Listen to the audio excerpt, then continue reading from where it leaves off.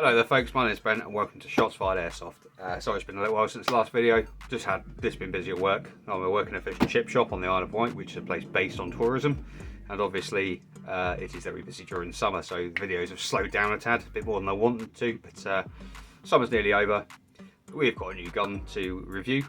I've got a couple actually, so I'm just going to do 2 unboxings and then get into the reviews of them. So what is here? We've seen these boxes before. This is yet another Glock, and before we have all the groaning, you'll see by this little plaque here, this is an R18 from Army Armament. Now the R17 is one of my favourite cheap pistols in airsoft, and this is the fully automatic version of the G17, or the R17 from Army Armament. So as with any other Army Armament, it comes in a fairly just standard looking yellow box. This took a fair old amount of hammer coming through the air post. Not really anyone's fault, just it is how it is. I'm sure they're very busy at the moment. This came from BB Guns for Less. I can hear like sucking through teeth in the background. BB Guns for Less, a place to find things that a lot of other places don't stock. One thing I will say in their favour, ignore their kind of crazy pricing and all that sort of stuff where it says was 300 quid, now a penny. They have things like the double bell Glocks, and they have things like this, which I haven't really seen anywhere else in the country. So, bit of a shout out to BB Guns for Less. I've never really had a problem with them. They often have guns at reasonable prices that you just can't get elsewhere for various reasons. Anyway, moving along, let's have a little look what is inside this box. We have a little standard sort of safety sheet. This comes in a lot of them. Apart from that, I don't think there's a manual in here. Nope.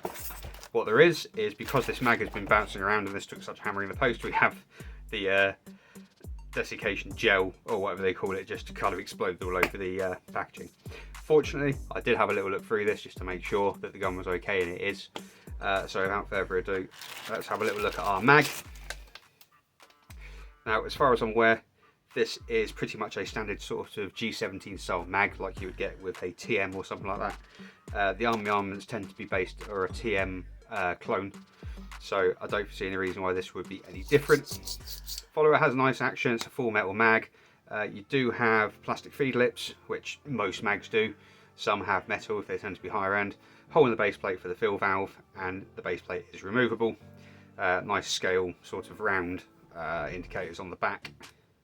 And really, yeah, it's just a standard G17 style mag, and this has a curved gas router like your TMs do, rather than having a flat square one like your WEs. So that is the magazine. If I just pop the pistol itself out and get rid of the box, it feels like it's full of hamster food. That this is R18, sorry, or G18C. No, it's not compensated, so this is just a straight G18. And as you can see, it's got plenty of lube and grease on it. If I just take that off, it's the only thing that's less greasy than my hands, I think, or more greasy. Right, and what we have here is what looks like essentially a Glock 17, but this is the 18, so we have a fun switch. As you well know, the fun switch means this is fully automatic. This does mean there are some internal differences. The frame itself is very much R17, so it's very sort of similar to the 17 style. The main difference is in our top slide, which this will have faintly different internals because obviously it is fully auto. But let's have a look at the little features of it. In terms of trades, we really don't have much in the way of trades.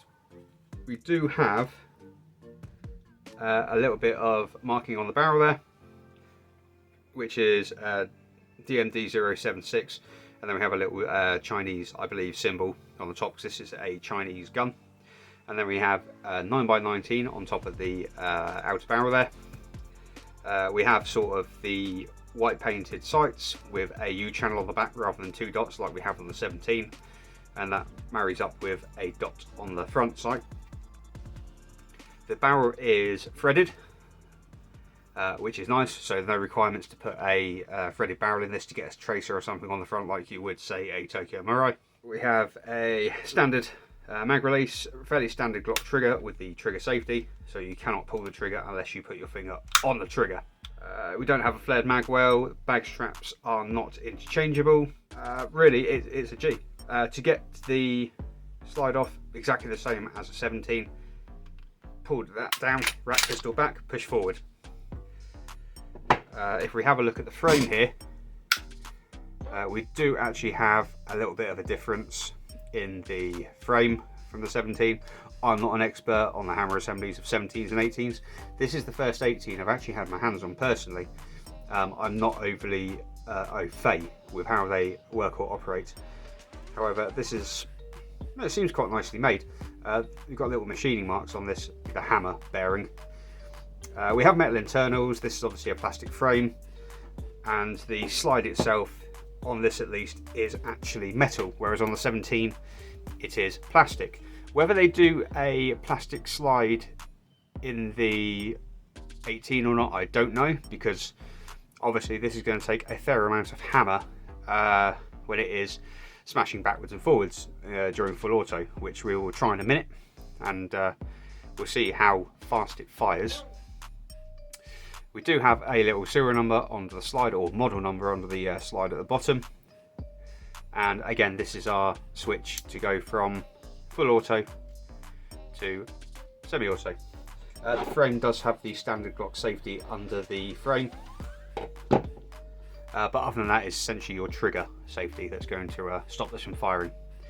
If we just have a little look, we pop our guide rod out. Oh, there we go. I thought it was caught then.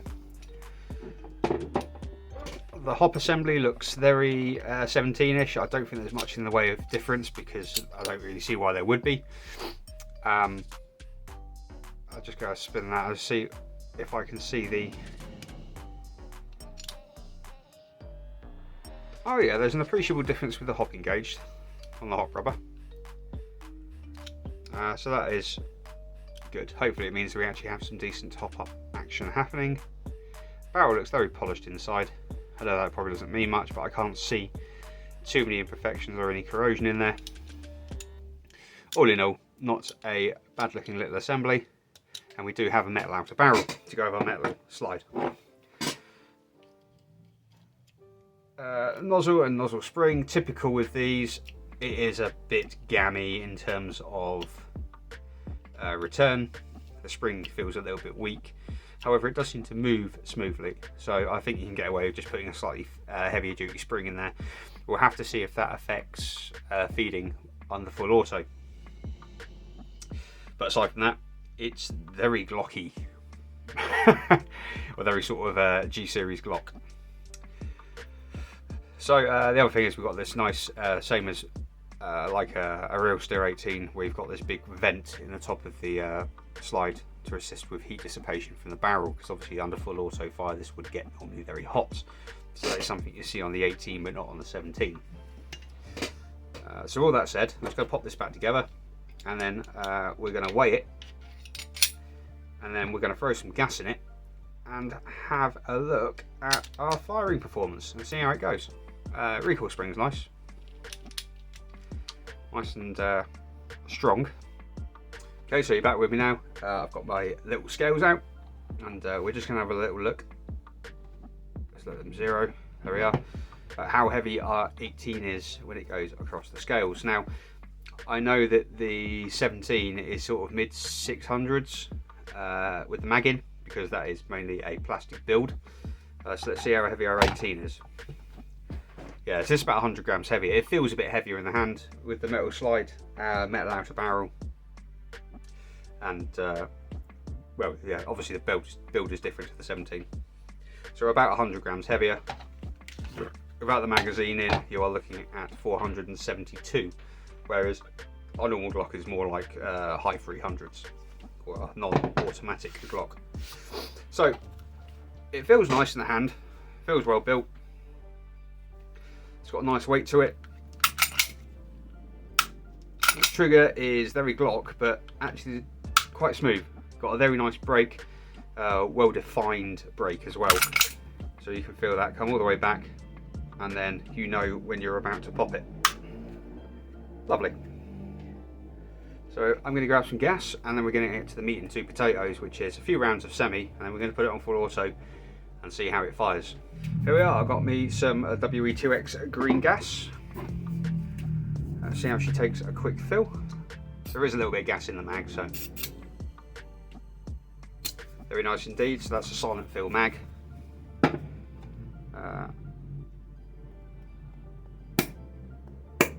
Plenty in there. Mag on this does feel very nice going in. It is a very nice gravity drop. So if we pop it back in there, get a lock back. The slide release is a bit strong, that might wear in as we use. So we should have, if I put my finger on it, very nice snappy feeling blowback. And she locks back perfectly fine. Okay, full auto. If I hold down the slide reset, wow. Oh.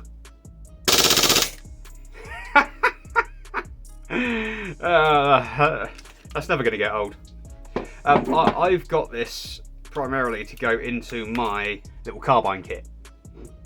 I've got a 17-18 APS carbine kit that I've been using in the CQB. I got this because I want to have a bit of full auto fun with my carbine, or carbine as I called it now, and I think this is going to fit the ticket really well. Hopefully this is pretty much TM compatible like the 17 is. I'm hoping to be able to get us a few decent TM parts in it, or at least Garda parts, etc, etc, to bring the standard of the hop up and that up like I've got in my 17. And I think it's going to be a fun little project. It should make my carbine kit a lot more useful, and it's nice to have the full auto, especially where we've got a sort of SMG style platform. Actually, one thing I have forgotten to say about this is a 70-pound pistol. So what you've just seen there, the full auto, that is a 70-pound pistol that's doing that on the standard mag, standard green gas. I can very much guarantee you that because of that price, this is pretty much going to be a buy for me, purely because regardless if something fails in this, well, let's face it, the G18 from Tokyo Mirror is known for having a dodgy hammer assembly that can fail. A lot of them do. So the chances are, if you bought a G18 from Tokyo Mirror, that you would probably have to work on it eventually, exactly the same as this one. So I'm expecting to give this a good review, because a few cheap parts will make this an absolute, well, weapon, to be honest. So I've been Ben, it's been a Shots Fired Airsoft video. Thank you very much for watching, and I hope to see you very shortly in the next one. Bye now.